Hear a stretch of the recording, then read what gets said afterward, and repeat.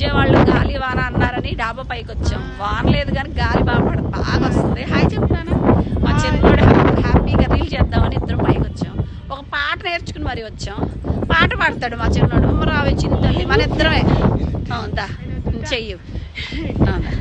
వాన వాన తేనెల వాన వాన వాన వెన్నెల వాన కురవని కురవని నే నిలువునా పాప కాంచి సూపరా పాల నవ్వులలో తడిసి తడిసిపోయి మది మురిసి మురిసిపోయి వాన వాన.